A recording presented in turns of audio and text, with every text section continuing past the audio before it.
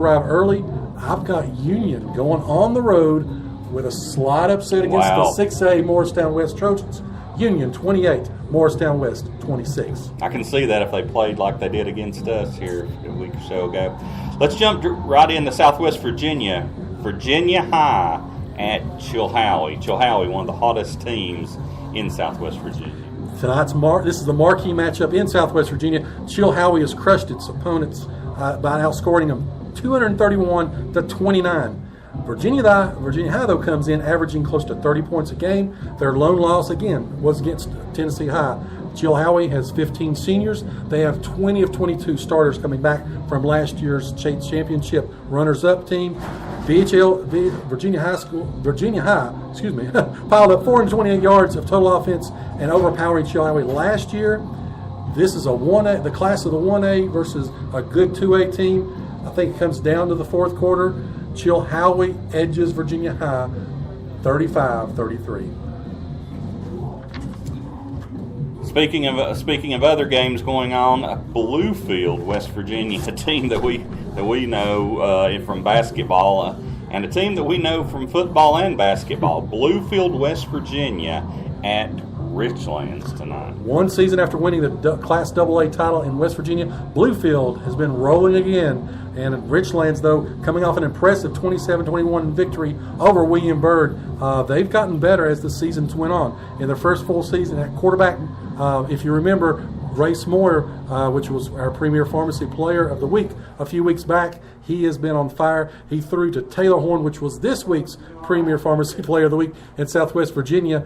They are a deadly combination, but I think Bluefield has got too much speed. Bluefield wins going away 28-14. All right, let's jump into the Mountain 7 district as Abingdon travels to Wise County to take on Wise Central. Abingdon, which rushed for 365 yards against Central last year, they are doing pretty much the same thing this year. They're very deep, they're very good, they're very athletic. Wise Central, extremely young. Again, they start 8 freshmen. They've taken their licks, but I think that the speed of Wise Central will stay with Abingdon the first half. But a senior-led team from Abingdon takes the win 32-18. All right, as we travel on to the Southwest District, Marion at Lebanon tonight. Marion, again, they rolled Lebanon last year 42-7. Winless Lebanon managed only 103 yards in a 28-0 loss against John Battle 2 weeks ago. They were off last week. Marion, though, the team we'll see next week. We've talked about their strong arm junior quarterback, Tanner Tate. He is very, very good, and again, he can press and push the defense around with his arm. Marion, I think, wins this one going away 40-7. Okay, jumping over to the Black Diamond District, two of our teams from over in Buchanan County, Twin Valley at Grundy. Grundy continues to go ahead. Again, they were averaging close to 30 points, about 300 yards rushing per game. The only, Gabe Pfizer, 4 games he surpassed 1,000 yards. They've got quarterback Derek Medicott. He has been great. And again, they knocked off Honaker last week 20-0 to sort of get a leg up in the Black Diamond District. Twin Valley was stunned last week.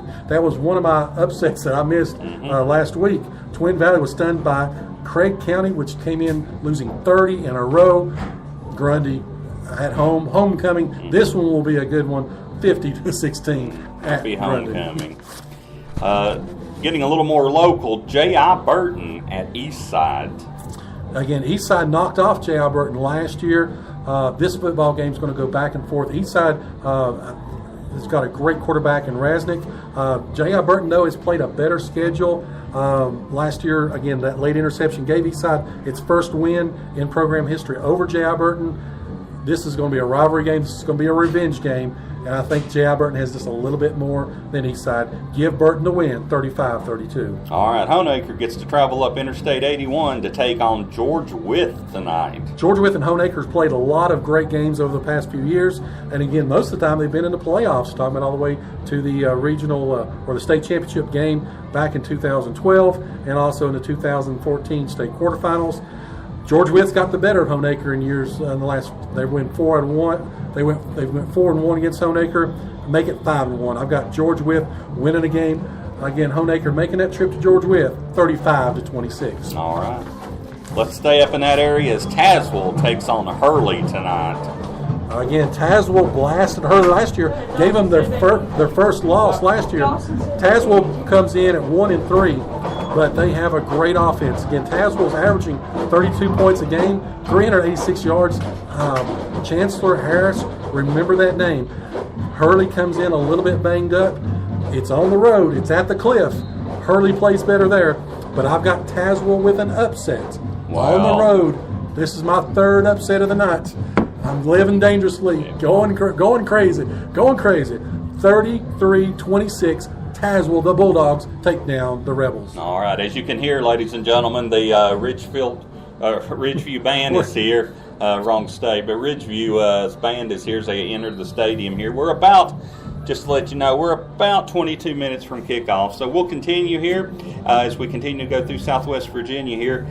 Joe, what about Northwood at Castlewood? Northwood at Castlewood. Castlewood won this one in a back-and-forth seesaw matchup last year.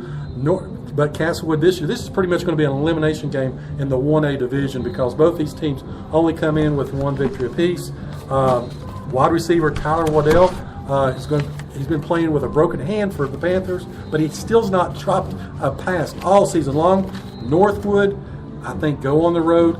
Mild upset possibly. The Panthers knock off Castlewood at Castlewood, 28-26. All right. Another team comes calling from across the state in Kentucky. Pineville, Kentucky, gets to travel to Thomas Walker tonight. Can Thomas Walker pull off another victory tonight? Thomas Walker has played well all season. They've really not been blown out or in any ball game. They've been in all of them. I look for a hard-fought ball game with this one. Again, Wesley Graham, 262 rushing yards and 115 receiving yards for the Pioneers. This game's going to go back and forth, but the home-standing Pioneers knock off Pineville, give them the win, 28-27. All right. Also, Rural Retreat at Patrick Henry. Patrick Henry, 5-0. Again, they knocked off John Battle. They've rolled in terms of the rushing game. Former Patrick Henry assistant coach Tim Burke is now the defensive coordinator at Rural Retreat, but it's not going to matter. Again, Patrick Henry will celebrate a great homecoming tonight, 44-29 over Rural Retreat. All right. And Holston gets to travel to Narrows tonight, and Narrows might pull this thing out tonight, Joe. Yeah, Narrows, again, they've played extremely well. They're 3-1 this year. Again, they're the Region 1C runner-up to Galax last season. Holston has played up and down. Ethan Guerrero has been one of the most dynamic players in Southwest Virginia. He's got 6 interceptions, 2 receiving touchdowns. But Narrows, I think, at home will be able to take care of the Cavaliers, give Narrows the win, 28-14. So that's got us wrapped up for Southwest Virginia. When we come back on the other side of the break, we'll talk about our Premier Pharmacy Players of the Week, get into your starting lineups, and get you ready for everything you need to know here for Homecoming 2018, Gate City and Ridgeview. You're listening to the home of Blue Devil Sports. This is Gate City Sports Radio. Whether you're headed out to the game or if you're just looking for something great to eat, stop by and see the outstanding folks at the Campus Drive-In on Kane Street in Gate City. Campus Drive-In supporting Gate City Athletics for over 60 years, and they have a tremendous selection of breakfast, lunch, and dinner items, and they're open 7 days a week. Also go in and ask about their new ice cream machine as well. So give them a call for call-in orders at 276-386-3702. Again, that's 276-386-3702.